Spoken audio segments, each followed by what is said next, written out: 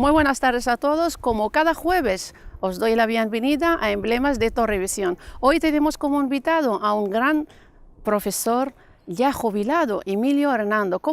¿Quién no conoce a Emilio? Que más de uno lo ha tenido como profesor para sus hijos. Y estamos en la puerta de la Biblioteca Municipal Antonio Garrido. Antes de recibir a Emilio, quiero que lo conozcas a través de este vídeo. Y comenzamos. Hoy en nuestro espacio Emblemas contamos con la presencia de un invitado muy especial, Emilio Hernando Cabrillana, uno de nuestros vecinos más queridos. Se describe a sí mismo como un lector compulsivo, aficionado a la música, deporte y viajes, pasiones que compagina con el teatro. De hecho, es miembro del taller municipal de este arte. De padre maestro, nació en el pueblo malagueño de Junquera. Realizó las etapas de sus estudios entre Granada, Bilbao y Málaga. Comenzó a trabajar como interino con 23 años en el Instituto Los Manantiales de Torremolinos y posteriormente estuvo en varios centros educativos en diversas localidades de Andalucía. En el año 1982 ingresa por oposición nacional en lo que actualmente se conoce como Cuerpo de Profesores de Secundaria. Tras esto obtiene su primer destino en prácticas en el Instituto Licinio de la Fuente de Coín. Tras algunos años allí y otro en Torremolinos, llega al Instituto Gerald Brennan en septiembre de 1990. 2 años más tarde, fija su residencia en Alhaurín de la Torre. Entre sus logros destaca el haber sido miembro del primer grupo avanzado de didáctica de la matemática que impulsó el acercamiento de las clases matemáticas a la realidad, impartiendo numerosas conferencias y ponencias en numerosos congresos. Además de haber participado junto a su compañero Juan Mejías en proyectos educativos europeos con otros profesores de diversos países. Ha sido uno de los docentes precursores en impartir clases de informática durante el curso 83-84. También ha obtenido 2 premios a la innovación de la Junta de Andalucía. Pues después de ver el vídeo sobre nuestro invitado Emilio, ahora sí que le vamos a dar la bienvenida. Muy buenas tardes, Emilio. Muy buenas tardes. Bienvenido a Emblema de Torrevisión. Muchas gracias y gracias por invitarme, por hacerme sentir a una persona emblemática en este Es pueblo. una persona emblemática, es un placer tenerte, por favor. Emilio, repasamos contigo antes, tú eres profesor ya jubilado, pero vamos a repasar un poquitín tu nacimiento, de dónde vienes y tal. ¿Nacido en Junqueras? Nací en Junquera hace muchísimos años. Muchísimos años. La semana que viene hago 66 años, o sea que muchísimos años. ¿Te ha hecho un chaval? Sí. Y ya me viene, mi vocación de profesor me viene de mi padre, que era maestro, el maestro del pueblo. ¿Tu padre es maestro? Y entonces ya con pocos años, con 12 años, ya me puse delante de una clase de personas mayores, además, que yo recuerdo que solo les veía a la primera fila, le veía los ojos, yo era muy pequeñito. Y ya me puso a explicar un problema de matemáticas, con lo cual casi me marcó con 12 años. Con 12 años. 12 años. Bueno, también los 12 años de entonces éramos un poquito más mayores. Más mayorcitos que ahora, sí, y teníamos más responsabilidad. En fin, bueno, era diferente. Bueno, eran otros momentos, ¿no? Y luego, pues yo desde los 12 años empecé y luego, pues hasta los 18 por lo menos, los veranos daba clase, porque mi casa se convertía en una academia donde todos trabajábamos. Todos damos clases a niños de todas las edades. Entonces, desde entonces vengo trabajando con chicos. Con 16 años llevaba una clase de 50, por ejemplo, ¿no? Una cosa que hoy, en fin, llama la atención. Sí, sí. Y luego, pues bueno, casi orientado ya, tengo un hermano matemático también, con lo cual, pues estaba como muy encaminado, ¿no? La vocación viene de tu padre que era maestro, pero ¿de qué maestro? Mi padre era maestro. Mi padre era maestro, era de los maestros muy renacentistas, que sabía de todo. Pues mi padre formó a 40 maestros en Junquera. Él era el profesor de todo, desde matemática, latín, música, francés, daba todas las asignaturas. O sea que todas casi las materias, la asignatura. De todas las materias. Bueno, yo te puedo contar muchas anécdotas, pero en fin, te voy a contar una. Cuando me confirmaron, vino el obispo de Málaga y mi padre hablaba con él en latín. ¿No ves? Eso, No, qué una cosa, lujo. claro, estábamos todos allí que no dábamos crédito, sí, pero bueno, de ahí me viene la vocación, ¿no? He vivido y he mamado lo que es la enseñanza y lo que es querer a los chicos, que al fin y al cabo... ¿Tu son madre los a qué que- se dedicaba, Emilio? Pues mi madre se dedicaba a dar clases también, a dar clases, no era maestra, pero bueno, por aquellos entonces se podían hacer muchas cosas, ¿no? Y ella, pues bueno, tenía una ortografía magnífica, con lo cual todos los hijos estábamos allí siempre aplicados con el asunto, en fin. Y luego pues era ama de casa, como toda la... O sea, trabajaba muchísimo. Háblame de esta etapa de tu estudio, porque has pasado por varios, ¿verdad? Sí, Por sí, varios bueno, entonces era un ciudades. sistema donde, para empezar, no había instituto en todos los sitios, el bachiller era muy dirigido, porque a los 10 años salíamos del colegio los que íbamos a hacer a estudiar, a los que íbamos a continuar los estudios, teníamos una proyección. Entonces hasta los 14 años se llamaba bachiller elemental, yo eso lo hice en Junquera con mi padre, pues era el que daba no solo la clase en la escuela, sino hasta el bachiller también.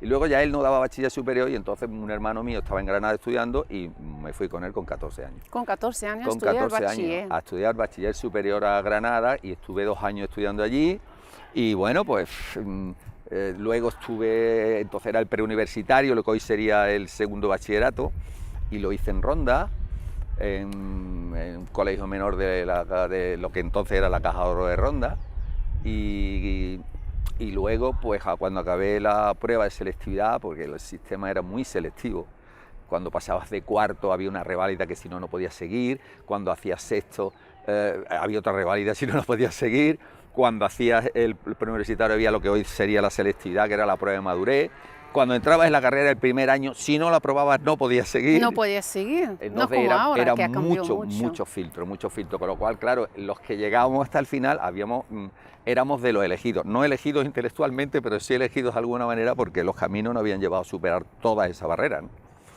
Seguimos hablando contigo, Emilio. Vienes de unos padres que no paran de estudiar, Sí. creciendo, tus hermanos, y Sí. tú con 14 años te desplazas a Granada. A Granada, sí. Y fíjate que estamos delante de una biblioteca y detrás, un poquito más detrás, está el instituto, uno El de los instituto. institutos donde tú has estado Sí. ejerciendo. Si te parece bien, vamos adentro de la biblioteca y seguimos hablando de todas estas cositas. Perfecto. ¿Te parece bien? Perfecto. A conocer nuestra biblioteca, Vamos. que eres tú muy enganchado a este sitio, Sí, ¿verdad? sí, sí. Vamos a seguir para adentro.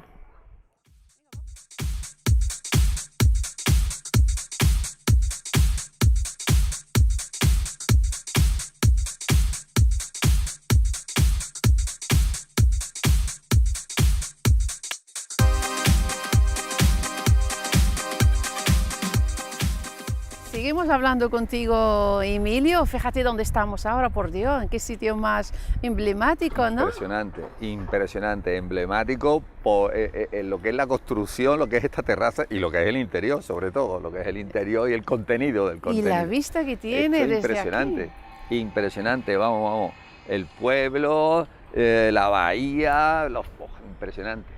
Tu ex instituto por aquí, que luego lo Mi hablamos, ex-instituto ¿verdad? aquí también, sí, cerca de todo, muy bien. Bueno, Emilio, después lo estudio y llega la época de trabajar. De Comienzas trabajar, a sí. trabajar con 23 años. Comienzo a trabajar con 23 años, sí, entonces no era extraño tampoco, hoy día quizás puede parecer.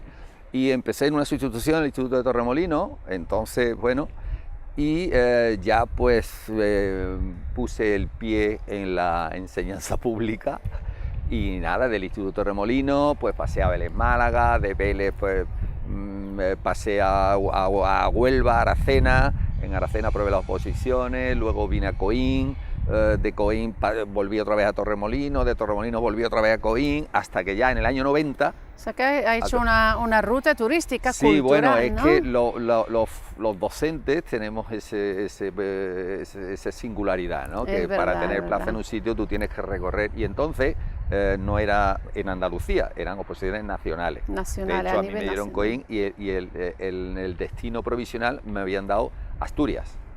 Fíjate. Con lo cual, y cuando me dieron el definitivo Coín, digo, bueno, pues mira qué salto, me ahorro 1000 Bueno, hay que kilómetros. recordar que tú también estuviste estudiando 2 años en Bilbao, Estuve ¿verdad? en Bilbao, sí. No, la verdad que a mí no me ha preocupado mucho lo de irme para un sitio para otro, porque como ya te decía, de los 14 años estaba por Ya salir del estabas paraguas acostumbrado, familiar, ¿no? ya Ya estabas lloré acostumbrado. muchísimo porque me acordaba de mi mami y ya venía llorado, con 23 años ya estaba llorado. Ya no quedaba lágrimas, Ya ¿no? no quedaba lágrimas. Ya, bueno. Y entonces, pues bueno, pues hasta eso, el año 90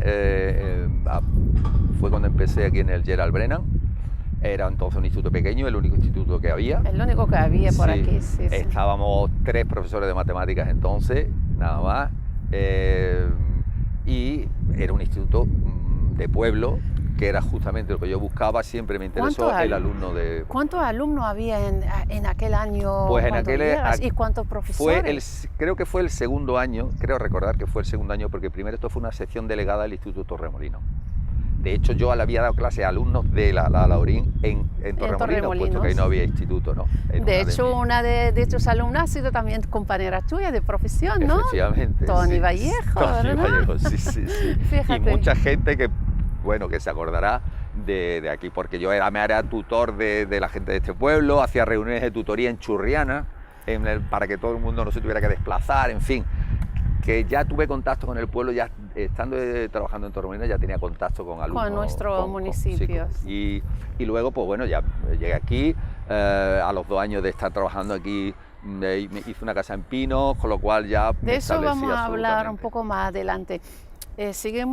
¿Cómo ha cambiado la manera de enseñar las matemáticas desde aquellos momentos?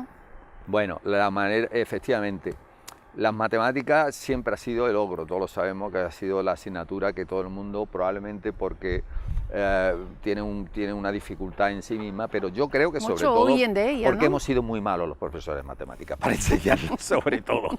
Yo no digo nada. Sí, bueno, decía uno de mis referentes matemáticos, decía que hay 2 sufrimientos que comparten todos los seres humanos, que cuando les salen los dientes, cuando aprenden la tabla de multiplicar, ¿no? Uf. O sea que...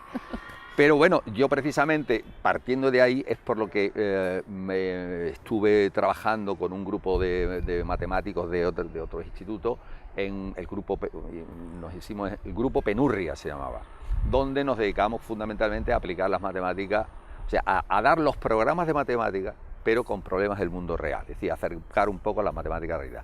Y para mí fue un camino espectacular porque al final los chicos disfrutaban muchísimo más y se les quitaba esa barrera, ese bloqueo contra las matemáticas, ¿no? Que al fin y al cabo esos son números y letras, no le puede hacer daño a nadie, pero claro, había que entenderlo y aplicarlo, ¿no? Al principio impone un poquitín, sí, ¿no? Y entonces, pues claro, ha cambiado muchísimo porque hoy día está todo mucho más cerca. Está todo más cerca. Las matemáticas han dejado por una parte de tener importancia porque al fin y al cabo lo que la mayoría de gente usa las matemáticas son las 4 operaciones. Bueno, yo diría las 2 operaciones, sumar y multiplicar. Bueno, y en fin, multiplicar tampoco lo tengo claro. Pero hoy día pues tenemos mucho más recursos, la matemática se convierte en una herramienta mucho más importante puesto que nos produce, nos da métodos, nos da herramientas para discernir, nos da métodos para buscar información, para solucionar problemas, ¿no? Entonces ya no es que sea la importancia de la matemática en sí, sino que lo que las matemáticas nos producen en nuestras mentes, ¿no? Y nos ayudan a ser felices de alguna manera, claro, que va a decir un matemático. Pero es así, ¿no? Nos proveen de herramientas, ¿no?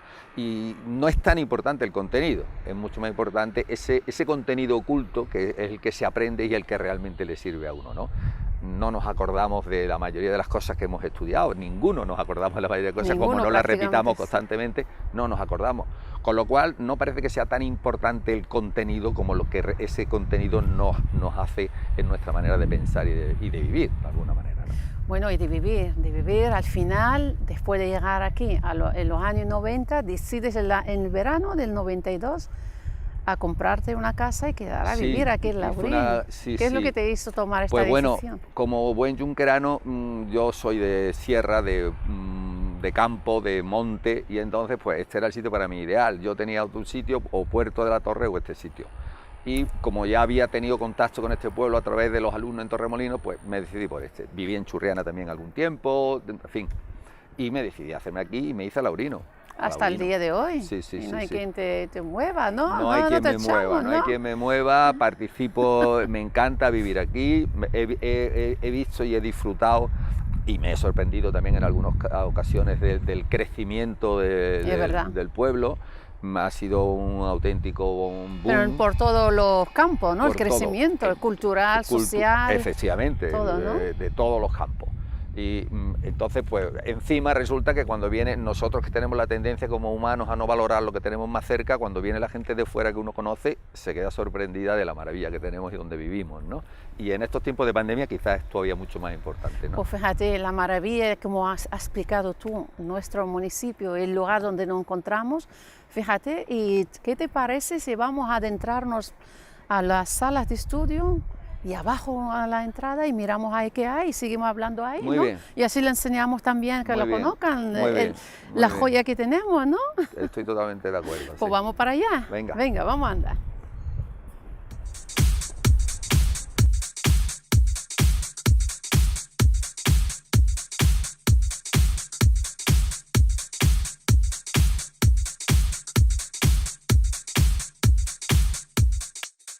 Emilio, mira, hemos cambiado de lugar, ¿eh? Eso es magia.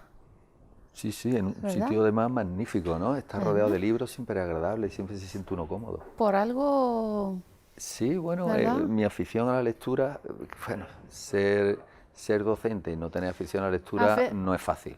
Hay que afición tenerla. o fanático, tú eres Sí, fanático. yo soy de la más bien lectura. fanático, soy un ¿verdad? soy un devorador de libros y hay, me gusta casi todo, me gusta casi todo. Bueno, de libros menos, de música, por ejemplo, sí me gusta casi todo, depende del momento, lógicamente, pero los libros es una parte fundamental de mi vida. También mi padre como maestro con 10 años me dio mi primer libro a leer, y eso me ha marcado O sea, que absolutamente. eres un libro también. Soy un Formas libros de libros, ¿no? Bueno, sí, un libro de libros, sí, Libro puede de ser, sí, libros, sí. ¿no? Algo se me habrá pegado, supongo, algo se me ha Sí. tenido que pegar. Oye, seguimos hablando de impartir las clases y tal, que no solo impartiste clases a alumnos, eso ya lo sabemos todo, porque muchísimos de los laborinos te han tenido como profesor de su hijo y tal, ¿no?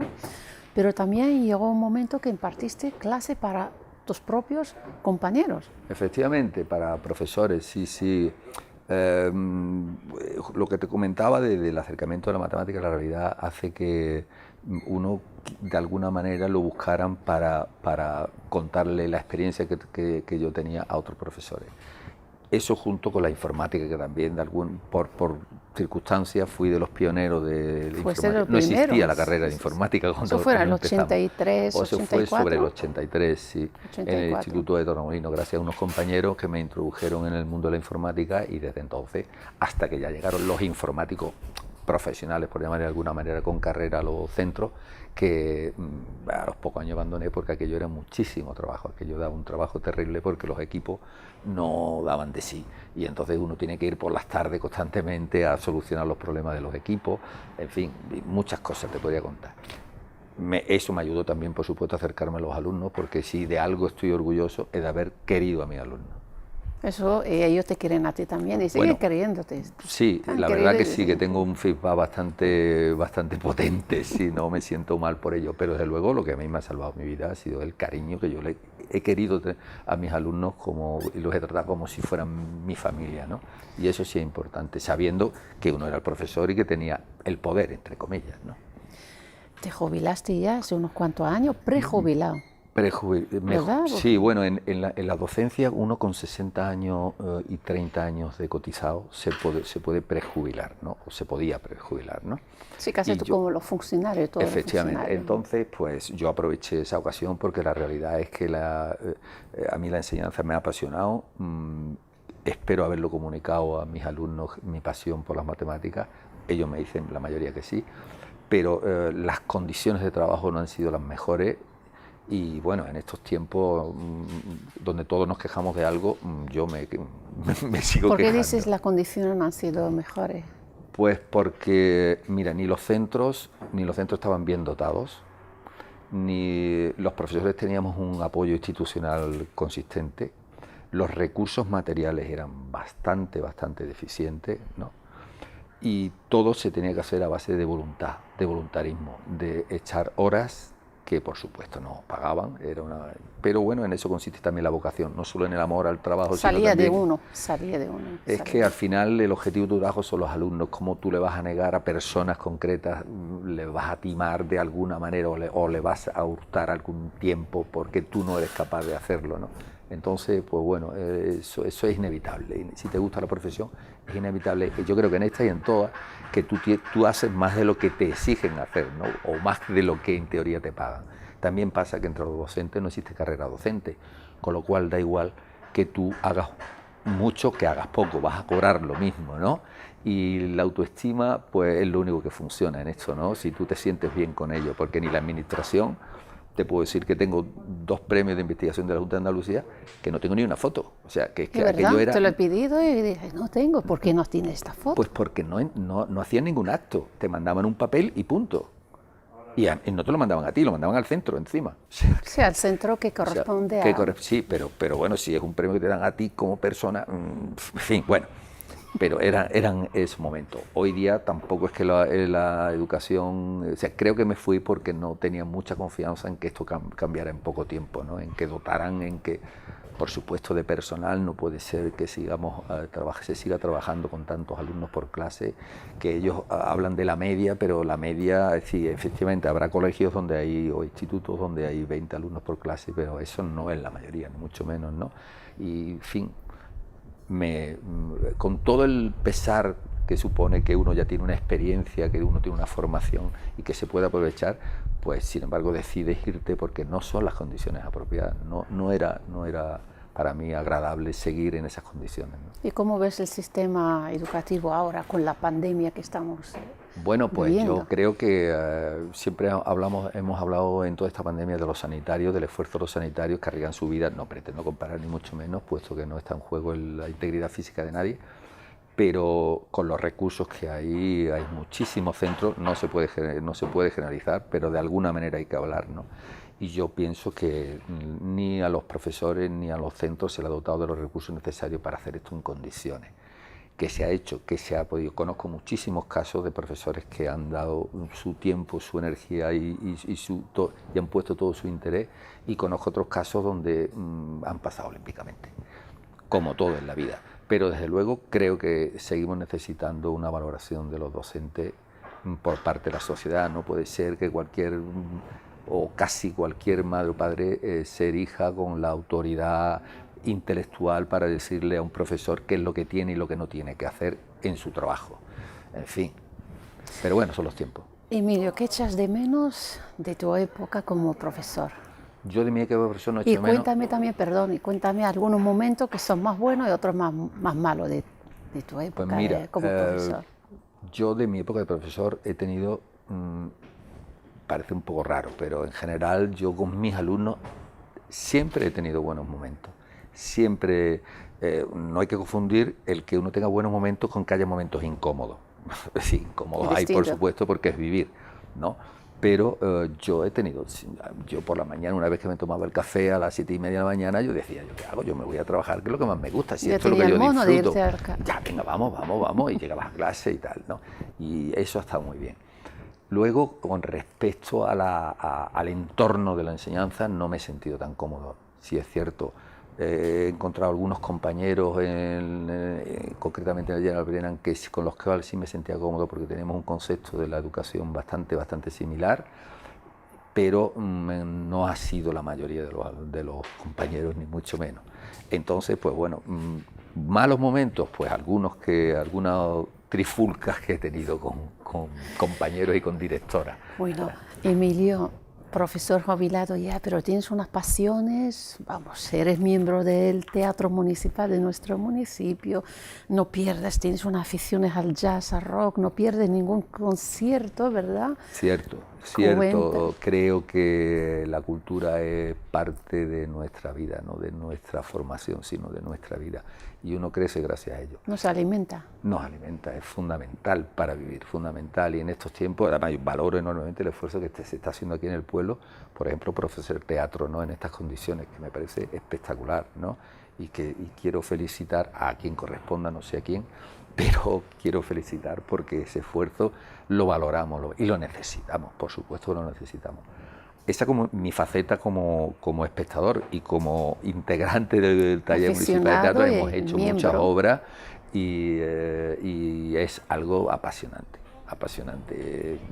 Vivir la piel de otra persona es apasionante, y como además quizá lo de profesor me ha ayudado a la hora de ponerme en un escenario, ¿no?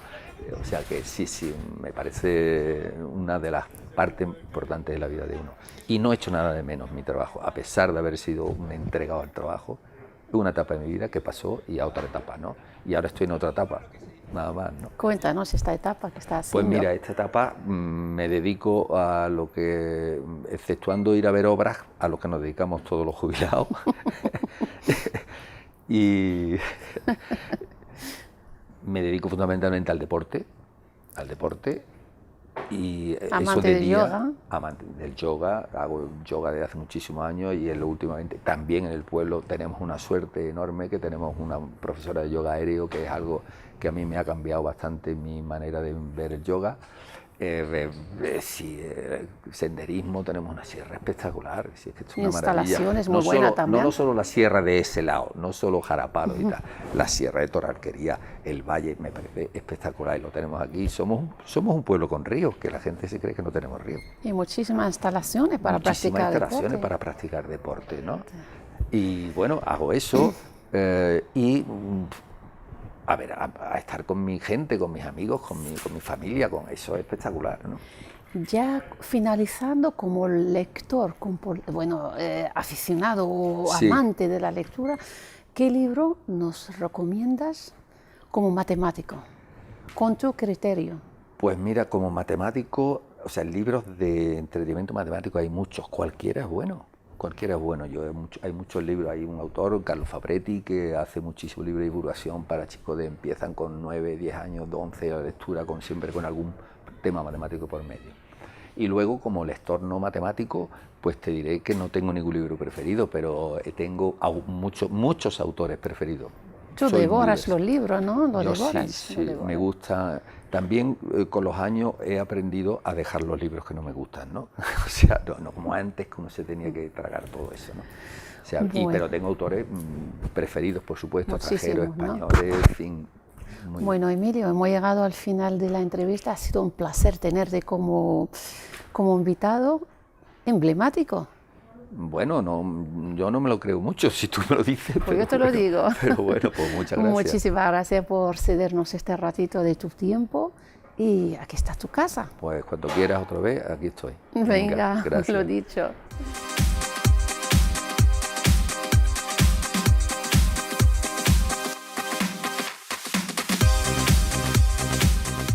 Bueno, señores, hemos llegado al final de nuestro programa de hoy, que es el final de esta temporada, pero volveremos después de la Navidad. Por ello os felicito por la Navidad y que tengáis una buena fiestas a pesar de la pandemia.